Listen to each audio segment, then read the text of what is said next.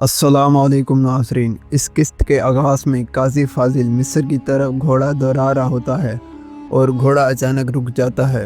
तो काजी फाजिल घोड़े को कहते हैं, मुझे माफ़ कर दो, मैं अब शाम की दीवारों को देख सकता हूँ। तो घोड़ा दोबारा चलने लग जाता है। दूसरी तरफ यारूकी गार के बाहर खड़ा होता है और अपने घोड़े से कहता है कि तुम इतने मुकद्दस जानवर हो कि अल्लाह ने तुम्हारी कसम खाई है और अब मैं तुम्हारी कसम खाता हूँ, तुम्हारा इंतकाम ज़रूर लूँगा। उसके साथ ही वो गुस्से से गार की तरफ देखता है जहाँ से हाई नाज की आवाज़ें आ रही होती हैं।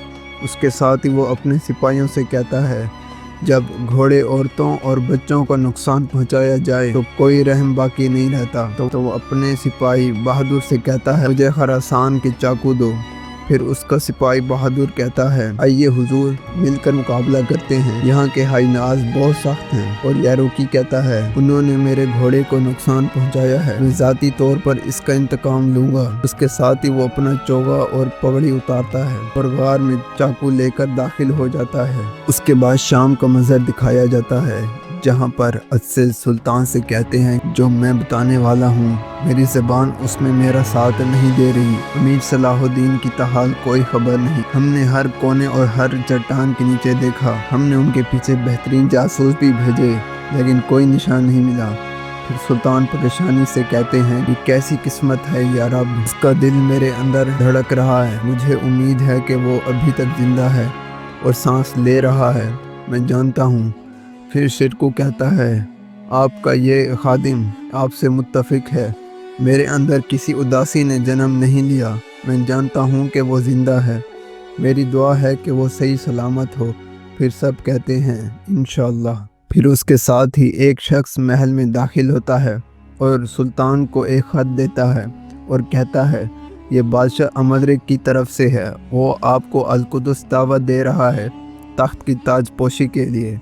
फिर सुल्तान कहते हैं, वो चाहता है कि मैं उसका मुशाहिदा करूं, दूसरों को बताने के लिए कि ये मुझे मंजूर है। दूसरी तरफ यारूकी ज़ख्मी हालत में हाइना का सर काट कर अपने हाथों में उठाए बाहर आता है और अपने सिपाहियों से कहता है, हलब के मुहाफिज को देखो अमीर यारूकी, और देखो मामलात ऐसे हल किए जाते हैं।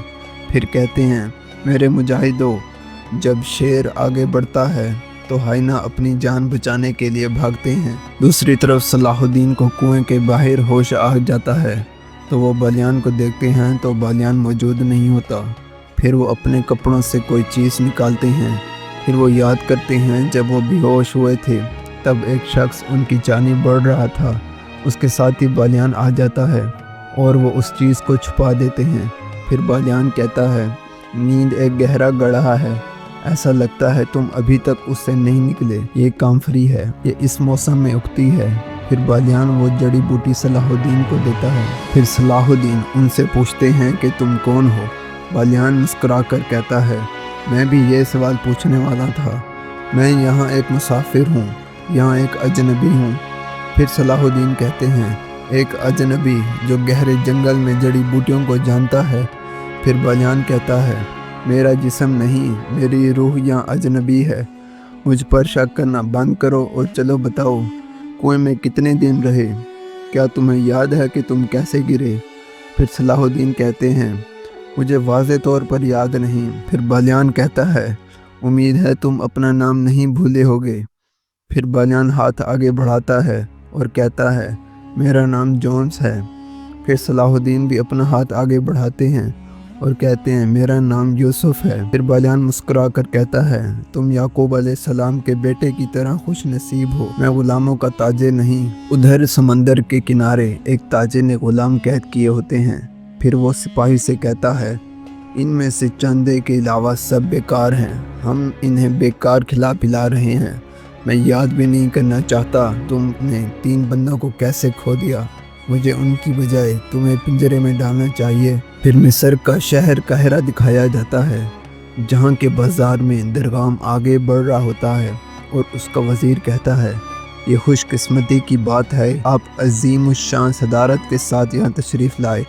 जब नील का पानी ज़मीन के साथ मिल जाएगा, मैं आपको यकीन दिलाता हूँ कि लोगों में बदअमनी की बजाय मुकम्मल तौर पर अमन हो जाएगा और फिर इत्तेहादी और दुश्मन दोनों आपके अख्तियार को तस्लीम करेंगे। फिर दरगाम कहता है, मिस्र में हुक्मरानी एक जैसी रहती है, नील को अपने पीछे छोड़ने वाले कभी नहीं हारते। फिर उसका वज़ीर कहता है, अफंदी हमारा एक मसला है, काजी फाजिल अभी तक आस पास नहीं है। जैसा कि वो सालों तक दीवान की क़यादत करता रहा, बाकी 3 लोग जिन्हें हमने ओहदे फीस किए वो मामलात हल नहीं कर सके, लेकिन इससे आपको परेशान नहीं होना चाहिए। आपके हुक्म के मुताबिक लड़ाई के लिए अजीम चौक तैयार कर दिया गया है।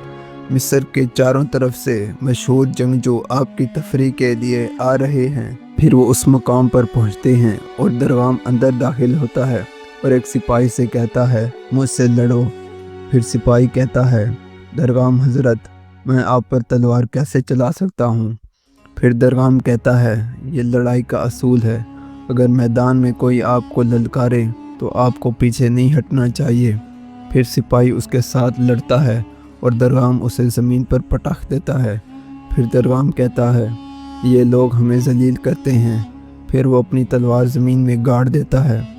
फिर उसका वज़ीर सिपाही से कहता है, निकलो। दरगाम एक लड़की को देखता है और कहता है, मेला तो अब शुरू हुआ है।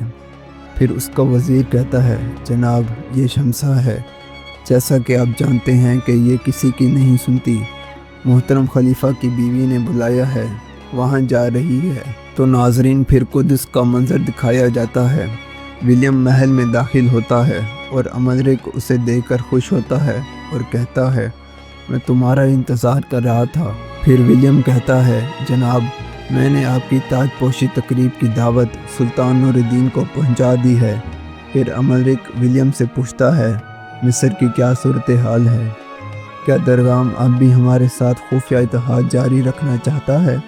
फिर विलियम कहता है, दरअसल वो नहीं चाहता, लेकिन हम चाहते हैं। फिर अमरिक का बेटा अंदर दाखिल होता है तो अमरिक कहता है, ये रहा कुद्स की बादशाहत का कीमती वारिस बादशाह बालदून। इसके साथ ही उसका बेटा कहता है, आपने मुझे बुलाया बाबा। अमरिक कहता है, जी हाँ, तुम्हें अब से खसूसी तालीम के लिए उस्ताद विलियम फ़राइज़ सर अंजाम देंगे, ये बताने के लिए तुम्हें बुलाया है। फिर बालदून विलियम को देखकर मुस्कुराता है। दूसरी तरफ सलाहुद्दीन कुएं के साथ ही खड़े होने की कोशिश करते हैं, लेकिन वो लड़खड़ा जाते हैं। फिर बालियान उनको सहारा देते हैं। फिर बालियान कहता है, तुम अभी भी रवाना होने के लिए तैयार नहीं हो। फिर सलाहुद्दीन कहता है, मजबूर हूँ, मुझे शाम जाना है। फिर बालियान पूछता है, क्या तुम शाम रहते हो। तो सलाहुद्दीन हाँ में सर हिलाते हैं। फिर बालियान कहता है, तुम इस हालत में कहीं नहीं जा सकते, तुम मेरा रास्ता लंबा कर दोगे, लेकिन अगर तुम चाहो तो मैं तुम्हें अपने घोड़े पर रास्ते के इख्तिताम तक ले जा सकता हूँ। फिर बालियान कहता है, चलें। दूसरी तरफ काजी फाजिल महल पहुँच जाते हैं और अल्लाह का शुक्र अदा करते हैं।